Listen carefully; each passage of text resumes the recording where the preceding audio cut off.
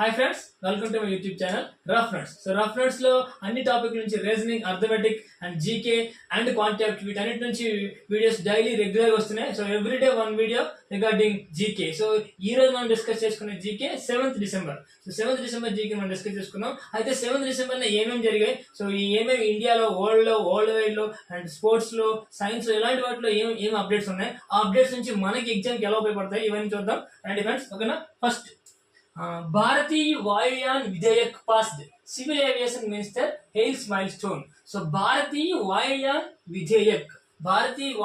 విధేయక్ ని పాస్ చేశారు. ఇది ఎందుకంటే యాక్చువల్లీ ఇప్పుడు ఓల్డ్ ఎయిర్ క్రాఫ్ట్ యాక్ట్ 1934 ఉంది. సో అంటే ఈ ఎయిర్ క్రాఫ్ట్ యాక్ట్ 1934 ని ఎప్పటికీ మనం ఫాలో అవుతున్నాం. అది 90 years ఓల్డ్. సో దాన్ని రీప్లేస్ చేస్తూ కొత్తగా ఇప్పటి జనరేషన్ కి ఇప్పుడు దేనికి సంబంధించి ఇప్పుడు కొత్తగా అప్డేట్ చేసి ఇందులో పెట్టింది. సో ఇది భారతీయ వాయుయాన్ విధేయక్. సో ఇది ఎయిర్ క్రాఫ్ట్ యాక్ట్ 1934 రీప్లేస్ చేస్తుంది. సో ఇప్పటి వరకు మనం ఫాలో అవుతుంది 90 years ఓల్డ్ గా ఫాలో అవుతున్నాం. సో దాన్ని రీప్లేస్ చేస్తున్నాం. ఇది civil aviation ministry mile stone. ఇది సో చాలా ఏళ్ళ నుంచి దీని రీప్లేస్ ఉంది. సో అది ఇప్పటికీ అయింది. అయితే ప్రెసెంట్ సివిల్ ఏవియేషన్ మినిస్టర్ ఎవరు? కింజరాపు రామ్మోహన్ నాయుడు గారు. సో ఈయన from Srikakulam district MP, from AP. Okay, so from AP, Srikakulam district MP ఈయన. సో ఇలాంటి గుర్తుపెట్టుకోవాలి. So he is one of the most youngest ministers in India. Okay, next, ఎందుకంటే అది aims to streamlining aviation regulation align with international standards. అంటే ఇండియాలో aviation regulation ని regulate చేయడం and Indian standards ని ఇంటర్నేషనల్ స్టాండర్డ్ తో కంపీట్ చేయడం. So వాటికి తగ్గట్టుగా సో దీన్ని డిజైన్ చేయడం కోసం కొత్తగా తీసుకొచ్చారు. అదేంటంటే భారతీయ వాయుయాన్ విధేయక్. సో చాలా ఇంపార్టెంట్ ఫ్రెండ్స్ ఇది. సో దీని నుంచి ఖచ్చితంగా బిట్ వచ్చే అవకాశం. ఎందుకంటే 90 years యాక్ట్ మనం ఇప్పటికీ ఫాలో అవుతున్నాం. దాన్ని చేంజ్ చేసుకుని కొత్తది మన ఇండియా పెట్టుకున్నారు. సో దీంతో ఇప్పటి నుంచి అయినా సరే మన ఇండియన్ ఏవియేషన్స్ వరల్డ్ ఏవియేషన్స్ తో కాంపిటేట్ అవుతాయి, వాటికి తగ్గ పోటీస్తాయని చెప్పి ఇప్పటి నుంచి అందరూ ఎక్స్పెక్ట్ చేస్తున్నారు. సో ఇది చాలా ఇంపార్టెంట్ పెట్టే అవకాశం ఉంటుంది. సో భారతీయ వాయుయాన్ విధేయక్, ఇది గుర్తుపెట్టుకోండి. సివిల్ ఏవియేషన్, సో 1934 ఉన్న యాక్ట్ రీప్లేస్ చేయడానికి అండ్ ఈ stream line of aviation regulation along with the international standards, వీటిని స్ట్రీమ్ లైన్ చేయడం కోసం ఈ యాక్ట్ కొత్తగా వచ్చింది, పాస్ చేశారు. ఓకేనా. So India to chair the 68th session of UN commission on narcotic drugs ని నిర్మూలించడం కోసం సో యుఎన్ కమిషన్ ఇప్పుడు ఒక సెషన్ వేసుకుంటుంది. దానికి మన ఇండియా ఈసారి చైర్మన్ అయింది. ఓకే, దానికి మన ఇండియా నుంచి చైర్మన్. అన్ని కంట్రీస్ ఉంటాయి, మెంబర్ కంట్రీస్ అన్ని ఉంటాయి, బట్ ఈసారి ఇండియాకి దానికి చైర్మన్ ఇచ్చారు. ఇది ఇండియాకి చాలా ప్రెస్టేజ్ ఇష్యూ. సో అలాంటి ప్రెస్టేజ్ ఇష్యూలు మనకు తెలియాలి. ఎందుకంటే అలాంటి అంత ప్రెస్టేజియస్ ఇష్యూలే మన ఎగ్జామ్స్ లో వచ్చే అవకాశం ఉంటుంది. సో అలాంటి ప్రెస్టేజ్ ఇష్యూ మనం ఖచ్చితంగా తెలుసుకోవాలి. ఓకే, అదేంటంటే అంబాసిడర్ శంభు ఎస్ కుమారన్, చాలా ఇంపార్టెంట్ ఇది. సో దానికి అంబాసిడర్, ఆ చైర్మన్షిప్ కి ambassador Shambhu S Kumaran. So ఈయన అక్కడికి వెళ్ళి సో ఇండియన్ ప్లేస్ నుంచి రిప్రజెంట్ చేస్తూ యునైటెడ్ నేషన్స్ లో వియన్నాలో జరిగిన ఆ కమిషన్ కి అతను నార్కోటిక్ డ్రగ్స్ కి ఆపోజిట్ ఉన్న కమిషన్ కి అతను చైర్పర్సన్ అయ్యాడు. ఓకేనా. So chairperson of this crucial forum. So చాలా ఇంపార్టెంట్ ఇది. యునైటెడ్ నేషన్ వియన్నాలో అయింది. శంభు ఎస్ కుమారన్.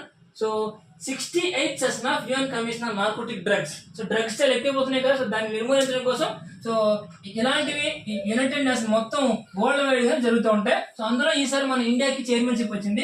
ఇండియా తరఫున బ్రాండ్ అంబాసిడర్ ఎవడు? Shambhu S Kumaran. Okay, so అది చాలా important bit. And next, sex ratio of girl child enrolment shows positive trends under BBP scheme. Beti Bachao Beti Padao. Okay, Beti Bachao Beti Padao scheme ఉంది. ఆ స్కీమ్ లో ఎన్రోల్మెంట్స్ చేసుకునేవి లాస్ట్ 3 years చాలా పెరిగాయి. అండ్ సెక్స్ రేషియో కూడా చాలా బాగా ఇంప్రూవ్ అయింది. గర్ల్ చైల్డ్ సెక్స్ రేషియో అది ఎలా అంటే 2014-15 లో 918 ఉండేది. 2020-24 లో 930 అయింది. అంటే 918 అంటే సో 918 అంటే ప్రతి 1000 మేల్స్ కి, బాయ్స్ కి 918 గర్ల్సే ఉన్నారు. ఓకే, సో SRB అంటారు, sex ratio at birth.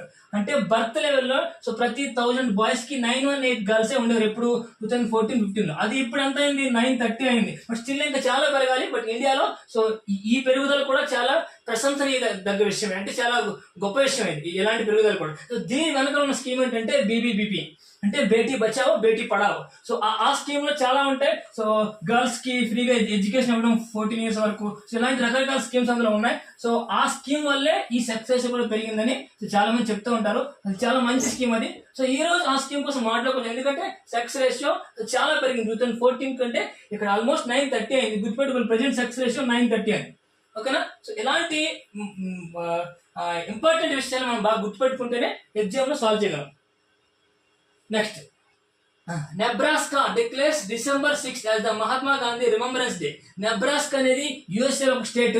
So ఆ Nebraska declares December 6th as Mahatma Gandhi remembrance day, అంటే మహాత్మా గాంధీని గుర్తు చేసుకోవాల్సిన రోజు అని చెప్పి యుఎస్ఏ లో ఒక స్టేట్ డిక్లేర్ చేసింది. So December 6th Mahatma Gandhi remembrance day, చాలా ఇంపార్టెంట్ గుర్తుపెట్టుకోవాలి. Next, RBI introduce podcast facility for the public communication. So podcast అంటే ఏంటంటే ఆల్ ఇన్ఫర్మేషన్ అంతా ఒక దగ్గర పడ్డాం. So all information combine together to provide the public against deposits, loans, ఇలాంటి rules అన్నింటినీ ఆర్బీఐ ఒక పోడ్కాస్ట్ లో పెట్టింది పబ్లిక్ కమ్యూనికేషన్ కోసం.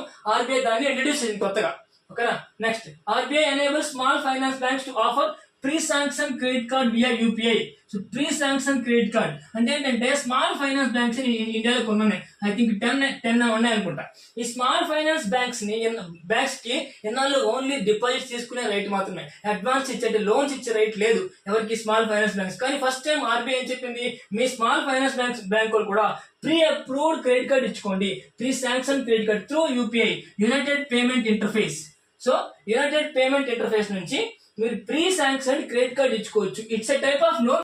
Pre sanction credit through via UPI నుంచి మాత్రం ఇచ్చుకోవచ్చు అని చెప్పింది. ఎంతవరకు వాళ్ళకి క్రెడిట్ ఇచ్చే అవకాశం లేదు, only deposits. So only deposits తీసుకోవచ్చు అంతే. సో బట్ లోన్స్ ఇచ్చే అవకాశం లేదు.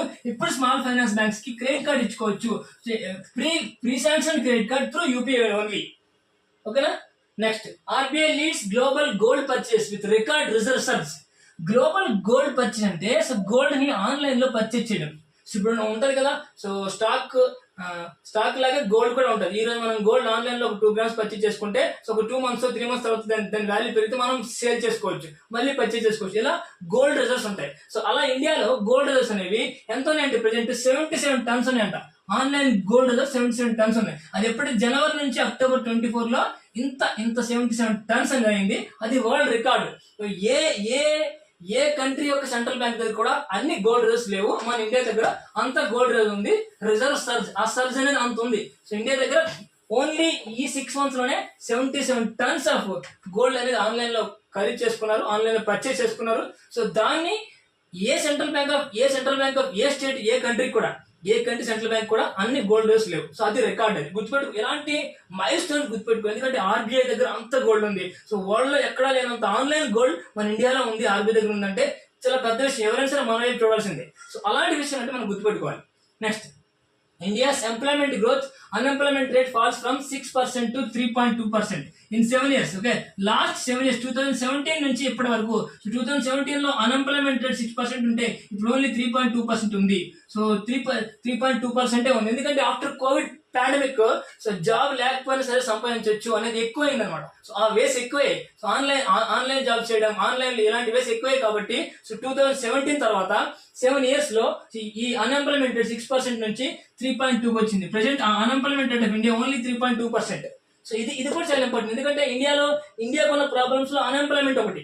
సో అలాంటి అన్ఎంప్లాయ్మెంట్ ఆల్మోస్ట్ హాఫ్ అయిందని అంటే చాలా మెచ్చుకోదగ్గ విషయం అనమాట. సో ప్రపంచం అంతా చూసే విషయం. అలాంటి విషయాలు మనం తెలుసుకొని గుర్తుపెట్టుకుంటే ఎగ్జామ్ రాయగలం. ఓకేనా. ఇంకోండి, సెంట్రల్ స్మైల్ సబ్ స్కీమ్ అంటే ఏంటంటే, స్మైల్ సబ్ స్కీమ్ అంటే రిహాబిలిటేషన్ సెంటర్స్ పెట్టి సో చిన్న పిల్లలు ఫ్యామిలీస్ కి దిక్కులేని వాళ్ళందరినీ తీసుకొచ్చి ఆ రిహాబిలిటేషన్ సెంటర్ లో పెట్టి వాళ్ళకి రక్షణ కల్పించే స్కీమే ఈ స్మైల్ సబ్ స్కీమ్. అయితే ఇందులో 970 lives రిహాబిలిటెడ్. సో 900 మంది లైఫ్ ని చేశారు అండ్ 169 ఫ్యామిలీస్ ని చేశారు. సో ఇంతవరకు 970 lives and 169 families. The smile ఏంటంటే support for marginalized individual for livelihood and enterprise. So support for marginalized individual livelihood and enterprises. So అంటే వాళ్ళకి సపోర్ట్ చేసే స్కీమ్ ఇది సబ్ స్కీమ్.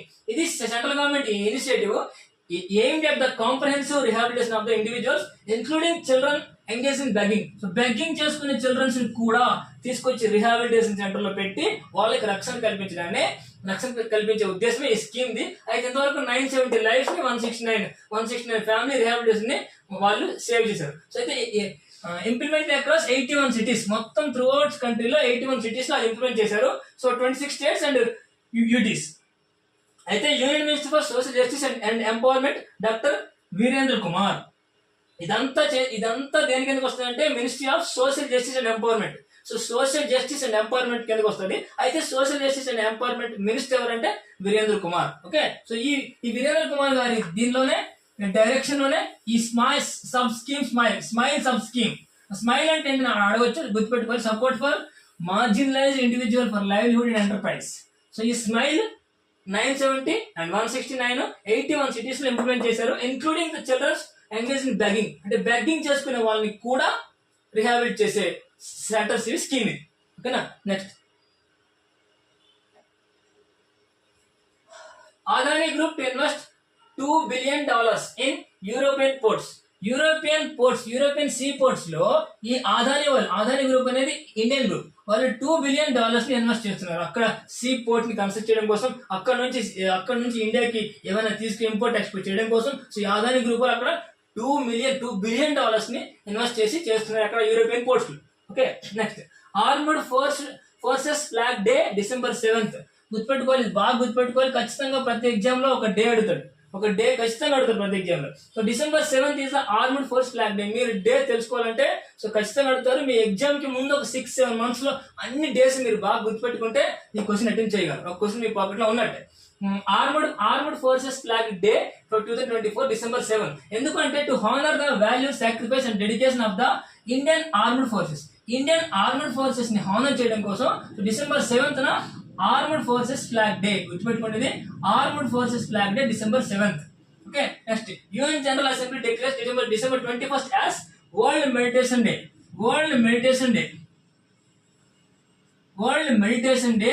ఈ యుఎన్ జనరల్ అసెంబ్లీ వాళ్ళు December 21st world meditation day గా డిక్లేర్ చేశారు. గుర్తుపెట్టుకోవాలి, world meditation day December 21st, December 7 వచ్చి ఆర్మర్డ్ ఫోర్సెస్ ఫ్లాగ్ డే. అంటే ఆర్మర్డ్ ఫోర్సెస్ యొక్క వాళ్ళ దాన్ని గుర్తించడం కోసం, వాళ్ళ శ్రమని, వాళ్ళ కష్టాన్ని, వాళ్ళ డెడికేషన్ గుర్తించడం కోసం ఒక డే పెట్టారు. సో ఇది కూడా అంతే, ఏంటిది మెడిటేషన్ డేగా ఒక డే పెట్టారు, world meditation day December 21st. And next, international cheetah day. Cheetah అంటే చిరుతపులి. International cheetah day on December 4th cheetah day. December 4th cheetah day. So cheetah is the world's fastest land animal. అంటే land మీద పరిగెత్తి land మీద ఉండే animals లో cheetah is the fastest land animal. So అలాంటి animal ఒక day కావాలని చెప్పి సో దానికి గుర్తించింది December 4th. సో దేనికైనా సరే ఒక డే గుర్తిస్తున్నారు అంటే ఏంటంటే సో దాన్ని డెవలప్ చేయడం కోసమే. సో ఏదైతే ఆల్రెడీ డెవలప్డ్ దానికి ఎవరు డేస్ గుర్తించరు. సో ఒక డే ఉంది అంటే so it need to be developed అనమాట, అది కొంచెం అండర్ డెవలప్డ్ లో ఉంటుంది. అయితే ఇక్కడ చీతాస్ ఏంటంటే చీతాస్ కౌంట్ తగ్గిపోతుంది వరల్డ్ వైడ్ గా. సో కౌంట్ పెంచాలంటే ఒక డే పెట్టి దాన్ని సెలబ్రేట్ చేసుకోవాలి. సో అలా చీతా డే ఎప్పుడు December 4th ఇలా గుర్తుపెట్టుకోవాలి. International civil aviation day December 7th. So ఎందుకంటే పెద్ద రాశామంటే international civil aviation day December 7th కాబట్టి 7th మనకి ఎప్పుడో 90 years ఓల్డ్ ఉన్న ఎయిర్ ఇండియా యాక్ట్ ని తీసేసి కొత్త యాక్ట్ పెట్టారు. సో అది చాలా ఇంపార్టెంట్ అది. సో ఇలా ఇవన్నీ తెలుసుకోవాలి. International civil aviation day December 7th. So ఈ December 7th కరెంట్ అఫైర్స్ ఇవి. నెక్స్ట్ మళ్ళీ December 8th and 9th current affairs తో కలుద్దాం ఫ్రెండ్స్. ప్లీజ్ సో వీడియోని ఫస్ట్ నుంచి లాస్ట్ వరకు స్కిప్ చేయకుండా చూడండి, లైక్ చేయండి, మీ ఫ్రెండ్స్ కి షేర్ చేసుకోండి అండ్ సబ్స్క్రైబ్ చేసి బెల్ ఐకాన్ క్లిక్ చేసినట్టే నా వీడియోస్ అన్ని మీ మొబైల్లోకి వస్తాయి, నన్ను ఫాలో అవ్వచ్చు. సో మీరు చక్కగా ప్రిపేర్ అవ్వచ్చు. 2025 లో వచ్చే ఏ జాబ్ కైనా సరే ప్రిపేర్ అవ్వచ్చు, జాబ్ క్రాక్ చేయొచ్చు. ఓకేనా. Thank you friends, thank you so much.